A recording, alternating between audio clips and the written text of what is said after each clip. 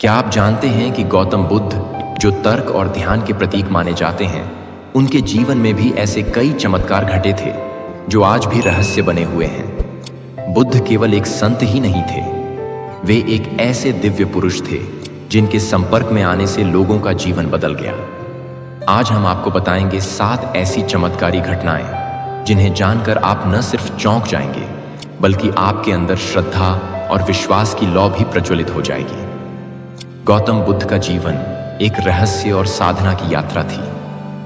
उनकी शिक्षाएं तर्क और अनुभव पर आधारित थीं, लेकिन उनके जीवन में घटने वाली कुछ घटनाएं ऐसी हैं जो विज्ञान से परे लगती हैं। इन चमत्कारों को उनके अनुयायियों और समकालीनों ने अपनी आंखों से देखा और इतिहास में दर्ज किया। आज हम आपको बताएंगे बुद्ध के जीवन से जुड़ी 7 चमत्कारी घटनाएं जो आपको सोचने पर मजबूर कर देंगी कि क्या वास्तव में वो केवल एक इंसान थे।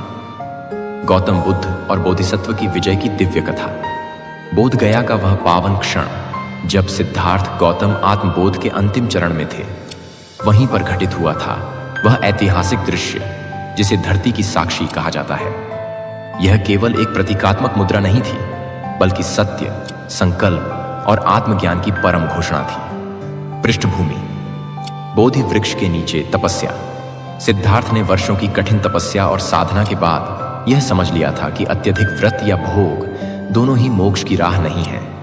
उन्होंने मध्यम मार्ग, मिडिल पाथ को अपनाया और बोध गया में एक पीपल वृक्ष के नीचे ध्यान में बैठ गए। उनका संकल्प था, जब तक पूर्ण सत्य का साक्षात्कार न हो, मैं इस आसन को नहीं छोड़ूंगा। माया का आगमन। भ्रम की अंतिम परीक्षा। जैसे ही सिद्धार्थ अंतिम बिंदु पर पहुंचे, भीतर का ज्ञान पूर्ण होने को था, तभी मार, जो कि अज्ञान, अहंकार और भ्रम का प्रतीक है, प्रकट हुआ। मार ने अपने पूरे बल, माया और मोह के साधनों से सिद्धार्थ को विचलित करने की कोशिश की। उसने सुंदर अप्सराओं को भेजा, भयंकर डरावने रूप दिखाए और फिर एक अंतिम चाल चली। मार का प्रश्न, तुम कौन हो? मार ने सिद्धार्थ से पूछा, तुम यह दावा कैसे कर सकते हो कि तुम सत्य के अधिकारी हो, इस आत्मज्ञान के योग्य हो? तुम्हारे पास कौन है जो इसकी गवाही दे? यह प्रश्न केवल एक चुनौती नहीं था, यह उनके संपूर्ण जीवन की परीक्षा थी। धरती को छूना, बोधिसत्व की मौन घोषणा। सिद्धार्थ ने कोई उत्तर नहीं दिया। उन्होंने बस अपना दायां हाथ नीचे किया और धरती को छू लिया। यही मुद्रा कहलाती है भूमि स्पर्श मुद्रा, अर्थ टचिंग जेस्चर। यह संकेत था कि यह पृथ्वी, यह संपूर्ण सृष्टि मेरे सत्य की साक्षी है। उन्होंने कहा, मैंने जन्मों तक परिश्रम किया है, तप किया है, दया और करुणा का मार्ग अपनाया है, और यह धरती मेरी साक्षी है। अंगुलीमाल का हृदय परिवर्तन। अहिंसा की ओर एक अद्भुत यात्रा। गौतम बुद्ध और एक खूनी डाकू की करुणा में बदलती कहानी। यह कथा न केवल गौतम बुद्ध की करुणा को दर्शाती है, बल्कि यह भी सिद्ध करती है कि कोई व्यक्ति कितना भी पापी क्यों न हो, परिवर्तन हमेशा संभव है, यदि वह सच्चे मार्गदर्शन और आत्मबोध को प्राप्त कर ले। कौन था अंगुलीमाल? अंगुलीमाल का असली नाम अहिंसक था। वह एक ब्राह्मण कुल में जन्मा था और अत्यंत बुद्धिमान, शिष्ट और परिश्रमी था। उसे तक्षशिला विश्वविद्यालय में भेजा गया, जहां वह विद्या में इतना निपुण हुआ कि उसके गुरु भी उससे प्रभावित थे। लेकिन कुछ षड्यंत्रों और ईर्ष्यालु साथियों के कारण गुरु ने ही उसे एक असंभव कार्य सौंपा। 1000 लोगों की उंगलियां काटकर मेरे पास लाओ। धोखे में आकर अहिंसक ने हत्या करना शुरू किया और प्रत्येक की उंगली काटकर एक माला में पिरो ली। इसीलिए उसे कहा गया अंगुलीमाल, उंगलियों की माला पहनने वाला। अब वह पूरे क्षेत्र में आतंक का प्रतीक बन गया था। उसके नाम से लोग कांपने लगे थे। बुद्ध का आगमन। करुणा और साहस का अद्भुत संगम। एक दिन बुद्ध को ज्ञात हुआ कि अंगुलीमाल उस क्षेत्र में है। गांव वालों ने उन्हें चेताया, उधर मत जाइए, वहां अंगुलीमाल है, वह किसी को नहीं छोड़ता। लेकिन बुद्ध का उत्तर था, अगर मैं डर गया तो संसार को साहस कौन दिखाएगा? बुद्ध शांत मन से उसी मार्ग पर चल पड़े जिस पर अंगुलीमाल मौजूद था।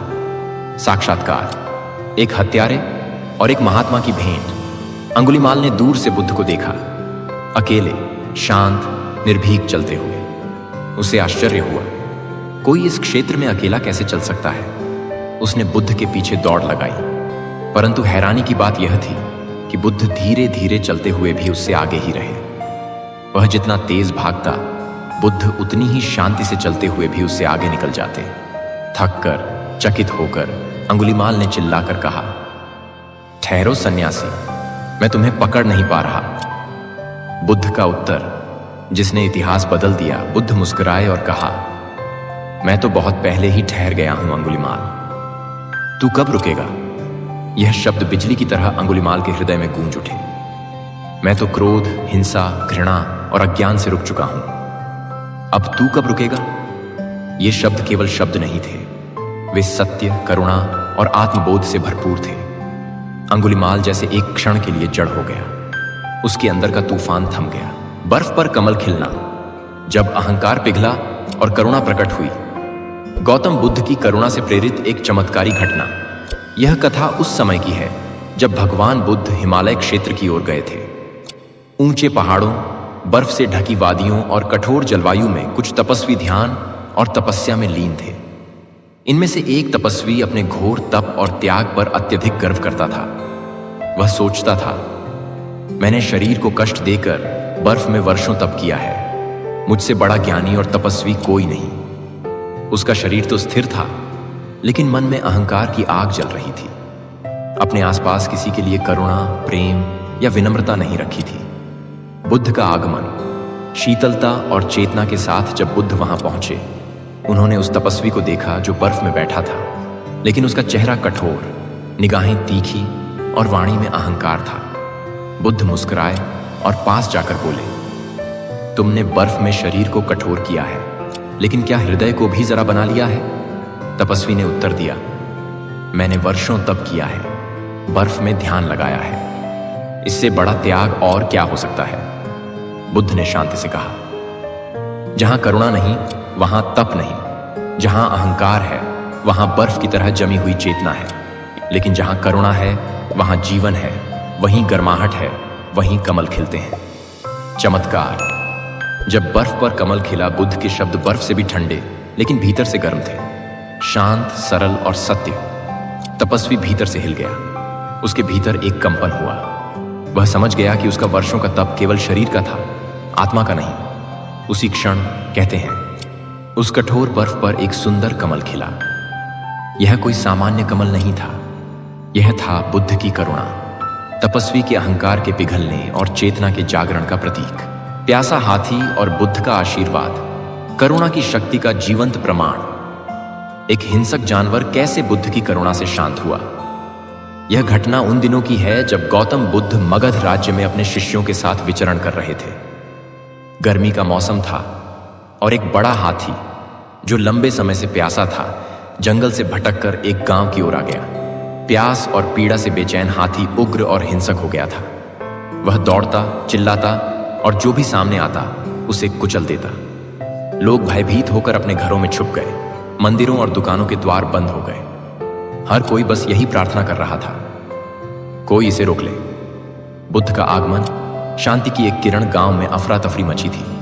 तभी किसी ने कहा, बुद्ध इस गांव में पधारे हैं। गांव वालों ने उनसे निवेदन किया, भगवान, कृपया आप कहीं छिप जाइए। वह हाथी बहुत खतरनाक है, वह किसी को नहीं छोड़ता।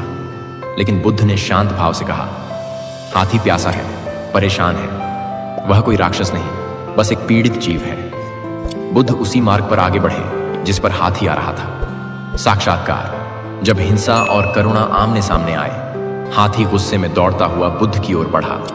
सभी ने अपनी आंखें बंद कर लीं। सबको लगा कि अब कुछ भयानक होगा, लेकिन बुद्ध वहीं शांत, स्थिर खड़े रहे। और जैसे ही हाथी उनके पास पहुंचा, बुद्ध ने हाथ उठाकर कहा, तुम भी मेरे बच्चे हो, शांत हो जाओ। उनके स्वर में न डर था न क्रोध, केवल करुणा, अपनापन और विश्वास था। चमत्कार। हिंसा का पिघलना। हाथी एकदम रुक गया। उसने बुद्ध की ओर देखा। पहली बार किसी ने उसे इस प्रेम और करुणा से देखा था। उसकी सांसें धीमी हो गईं। उसकी आंखों में आंसू थे। वह शांत होकर बुद्ध के चरणों में बैठ गया, जैसे कोई भटका हुआ बालक अपनी मां की गोद में लौट आया हो। गांव वालों की आंखें खुली, जो लोग डर और घृणा में छिपे हुए थे।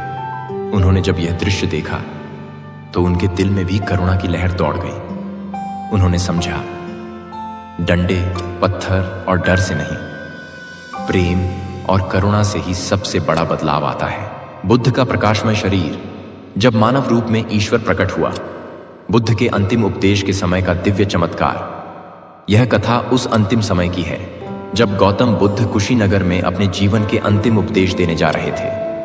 उनके चारों ओर हजारों शिष्य, राजा महाराज, ब्राह्मण, सामान्य जन और स्त्रियां एकत्र हुए थे। सभी जानते थे कि यह बुद्ध का महापरिनिर्वाण से पहले का अंतिम संदेश होगा। चारों ओर सन्नाटा था, लेकिन भीतर सभी के हृदय में एक कंपन था।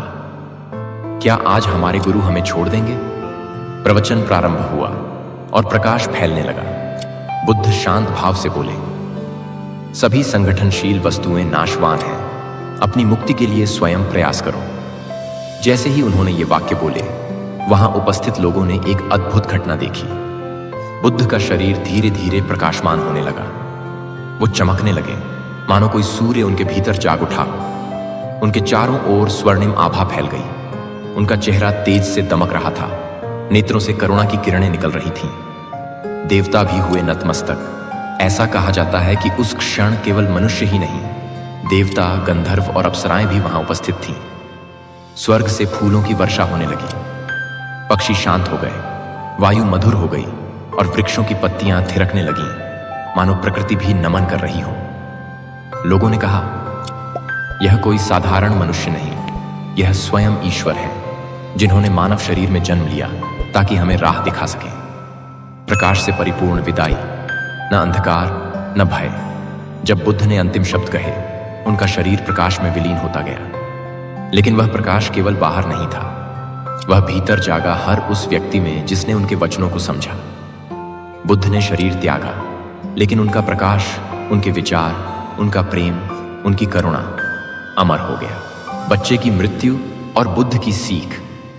जब एक मां ने जीवन का सबसे बड़ा सत्य जाना, मृत्यु की पीड़ा से करुणा और बोध की ओर यात्रा, यह घटना बुद्ध के जीवन की सबसे मार्मिक और शिक्षाप्रद कथाओं में से एक है। एक बार की बात है, एक मां अपने मृत बच्चे को गोद में लिए रोती बिलखती बुद्ध के पास पहुंची। उसकी आंखों में आंसुओं की नदियां थीं और हृदय में केवल एक ही आग्रह, भगवान, मेरे बेटे को जीवित कर दीजिए, आप कृपा करें, आप तो चमत्कारी हैं, मुझे मेरा बच्चा लौटा दीजिए। बुद्ध का शांत उत्तर, करुणा में बसा ज्ञान। बुद्ध ने उसकी व्यथा को गहराई से सुना, लेकिन किसी चमत्कार की बात न करके उन्होंने बड़े ही शांत और करुणापूर्ण स्वर में कहा, हाँ, मैं तुम्हारे बेटे को लौटा सकता हूं, लेकिन एक शर्त है। मां की आंखें चमक उठी। बताइए भगवान, मैं सब करूंगी। बुद्ध बोले, तुम पास के गांव में जाओ और उस घर से बस एक मुट्ठी सरसों के बीज ले आओ, लेकिन ध्यान रखना, वह घर ऐसा होना चाहिए जहां कभी कोई मृत्यु ना हुई हो। सत्य की तलाश में मां की यात्रा। वह मां तुरंत गांव की ओर दौड़ी। पहले घर में गई, पूछा, क्या यहां किसी की मृत्यु कभी नहीं हुई?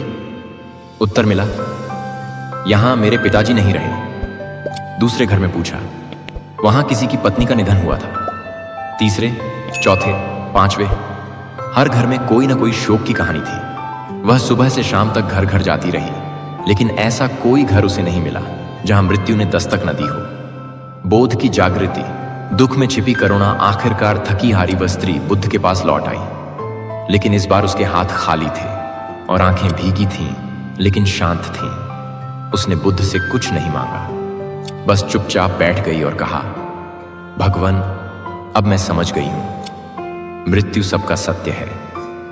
बुद्ध ने धीरे से कहा, मृत्यु से कोई नहीं बचा है, लेकिन पीड़ा को समझकर, उसे अपनाकर ही हम मुक्ति की ओर बढ़ते हैं। नारी के स्पर्श से उपजी करुणा। जब बुद्ध ने एक पापिन को संत बना दिया, करुणा, समता और आत्मा की उज्जवल संभावना की कहानी। यह घटना उस युग की है जब समाज स्त्रियों को विशेष रूप से कठोर दृष्टि से देखता था, विशेषकर उन महिलाओं को जिन्हें समाज ने पापिन कहकर त्याग दिया था।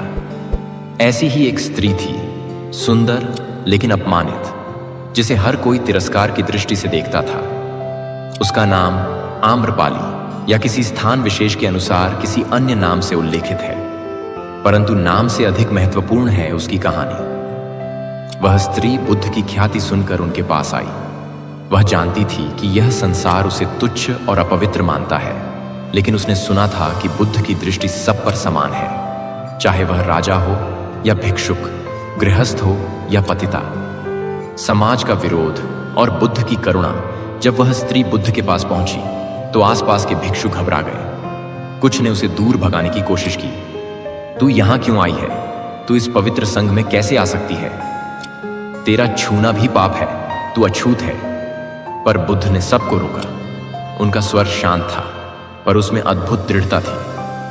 बुद्ध बोले, एक आत्मा की पवित्रता उसके अतीत से नहीं, उसके वर्तमान संकल्प और भविष्य की दिशा से तय होती है। हर आत्मा में बुद्धत्व छिपा है, बस उसे जागने की आवश्यकता है। बुद्ध का स्पर्श जो आत्मा को बदल दे। बुद्ध ने उस स्त्री की ओर देखा और करुणा से कहा, तुम्हारे भीतर वही प्रकाश है जो मेरे भीतर है। यदि तुम चाहो तो तुम भी उसी दिशा में बढ़ सकती हो। वह स्त्री रो पड़ी। उसे पहली बार किसी ने बिना तिरस्कार, बिना भय और बिना लालच के देखा था। उसके आंसू केवल पश्चाताप के नहीं थे, वे आशा और प्रकाश के आंसू थे। वह बुद्ध के चरणों में बैठ गई और बोली, भगवान, क्या मैं भी इस पथ पर चल सकती हूं? बुद्ध ने मुस्कुराकर उत्तर दिया, यदि चित्त शुद्ध है तो मार्ग सभी के लिए खुला है। पुनर्जन्म। जीवित अवस्था में ही उस दिन से वह स्त्री संघ में दीक्षित हुई। उसने संयम, ध्यान और सेवा का जीवन अपनाया। वह पहले जहां समाज के लिए अपवित्र थी, वहीं अब वह संघ के लिए एक प्रेरणा बन गई। वर्षों बाद वही स्त्री एक संत के रूप में जानी गई, जिसकी वाणी में प्रेम था, जिसकी दृष्टि में करुणा थी और whose जीवन में बुद्धत्व प्रकट हो चुका था। इस कथा का गहरा संदेश, कोई भी व्यक्ति इतना पापी नहीं कि वह परिवर्तन न कर सके। बुद्धत्व किसी विशेष वर्ग, लिंग या जाति का अधिकार नहीं, यह हर आत्मा की संभाव्यता है। जो समाज त्याग देता है उसे करुणा अपनाती है, और वही सबसे बड़ा चमत्कार है। अगर इन कहानियों ने आपके दिल को छुआ है और आपको गौतम बुद्ध के दिव्य रूप की झलक मिली है, तो इस वीडियो को लाइक करें, कमेंट में बुद्धम शरणम गच्छामि लिखें और चैनल को सब्सक्राइब करें ताकि आप और भी प्रेरणादायक कहानियां मिस ना करें। आप कौन सी घटना से सबसे ज्यादा प्रभावित हुए? नीचे कमेंट करें। ऐसे ही और वीडियो के लिए हमें सब्सक्राइब करें और तब तक देखते रहिए गौतम बुद्ध की ऐसी ही और स्टोरी आप हमारे चैनल पर जाकर।